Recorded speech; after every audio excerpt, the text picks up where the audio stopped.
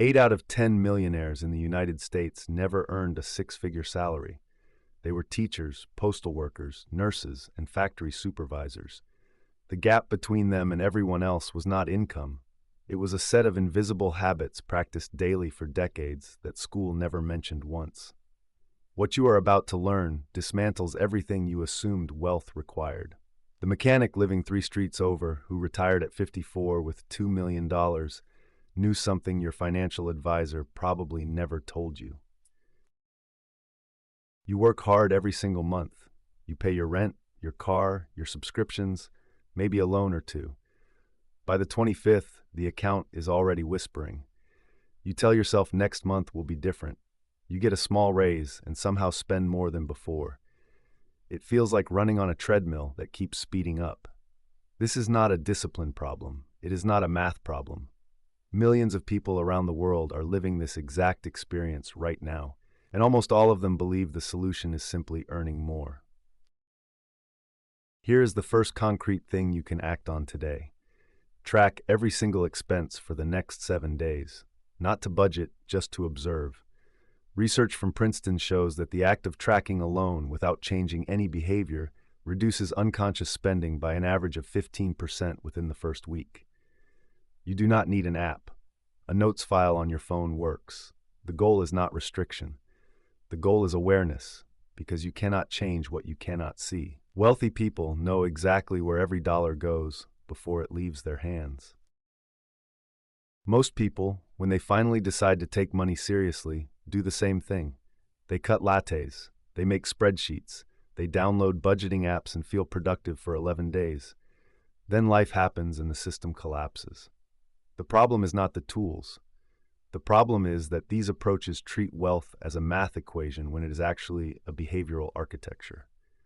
Restricting consumption without restructuring the underlying system is like dieting without understanding hunger. It works briefly and then rebounds. The people who got rich on average salaries never relied on willpower alone. There is a reason this cycle keeps repeating that almost nobody in mainstream finance will say out loud. It is not that people are bad with money. It is that the entire framework they were handed was designed around consumption, not accumulation. Think about what school taught you: how to earn, how to spend, how to be a productive employee. Not once were you shown how money compounds, how assets work, or how the wealthy think about a dollar differently than everyone else. The gap is not effort. The gap is a mental model you were never given. The core mechanism is called lifestyle inflation, and it is engineered into modern society. Every time your income rises, your spending is expected to rise with it. New car, bigger apartment, better restaurants. The system rewards consumption and punishes patience. Meanwhile, the core habit of the quietly wealthy is what economists call the wedge, the permanent gap between what you earn and what you spend, invested consistently regardless of income level. A teacher earning $42,000 a year who maintains a 20% wedge and invests it for 30 years will statistically outperform a lawyer earning $180,000 who does not.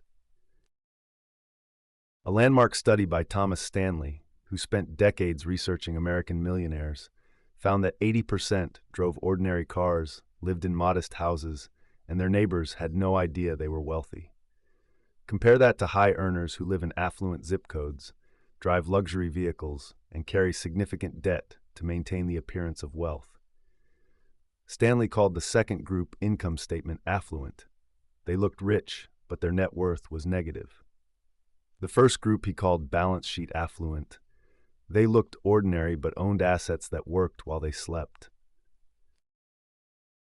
The behavioral contrast becomes even sharper when you look at how these two groups respond to a windfall.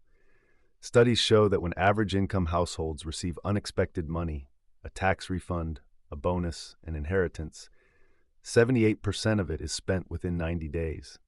Among consistently wealthy households with similar income levels, over 60% of that same windfall is directed into investments. It is not a question of having more. It is a question of having a pre-existing decision already made about what happens when money arrives.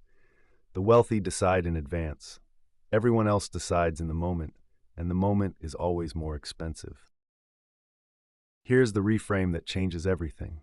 Stop asking how to save more money. Start asking how to make money irrelevant to your lifestyle. The people who built real wealth on average incomes did not deprive themselves. They systematically built a second economic life running parallel to their job, an asset base that grew independent of their labor. Every dollar was not a spending decision. It was a routing decision. Does this dollar go to my lifestyle, or does it go to work for me? That one mental shift from spender to owner is the most important financial move any ordinary person can make. The first principle is automation before temptation. Every person who built wealth on a modest salary set up automatic transfers to investments on the day their paycheck arrived, not after bills, not what was left over. First, the amount does not matter at the start. What matters is that the behavior becomes invisible and non-negotiable. Behavioral economists call this removing the decision from the environment. When you have to consciously choose to invest each month, your willpower competes with every other urgency in your life. When it is automated, there is nothing to decide. The money moves before your brain knows it was there. The second principle is boring over brilliant. The ordinary wealthy did not find the next Amazon. They did not time the market or follow a guru. They put money consistently into diversified, low-cost index funds and left it alone. Warren Buffett himself has publicly said that when he dies, 90% of the assets left for his wife should go into a S&P 500 index fund. The enemy of compounding is not low returns. It is intervention. Every time you move money chasing a trend, you reset the clock. The people who won did so by doing almost nothing repeatedly for a long time. The third principle is owning over owing. The quietly wealthy relentlessly shifted their position from debtor to owner. Every purchase decision was filtered through one question: does this put money in my pocket or take money out of it? A car payment takes money out. A small income-producing asset puts money in. This does not require being rich to start. It requires a long-term orientation toward acquiring things that generate cash flow.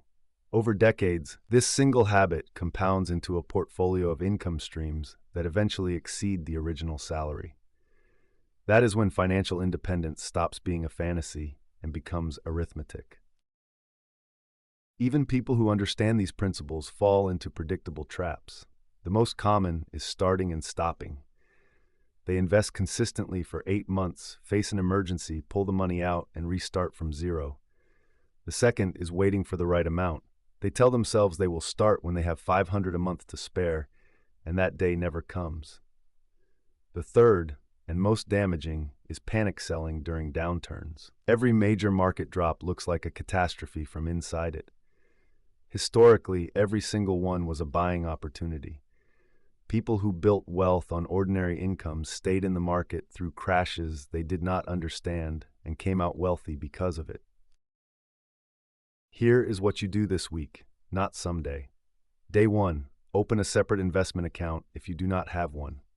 Day 2, set up an automatic transfer of any amount, even $50, to occur the same day your salary arrives each month. Day 3, choose one low-cost index fund and set the automatic investment to go there. Do not research for 6 months. Do not check the balance every week. Set a calendar reminder for 90 days to review it once. That is the entire system. The people who retired early on ordinary salaries started exactly there, not with a perfect plan, with an imperfect one they actually followed. The teacher who retired at 58 with $1.4 million and the colleague who retired with almost nothing both earned the same salary for 30 years. Same income. Different routing decisions made quietly, consistently, invisibly over time. The question worth sitting with is not whether you have enough money right now. The question is this: if your spending habits today were locked in permanently as they are, where would you be in 25 years? And is that a place you would choose to be?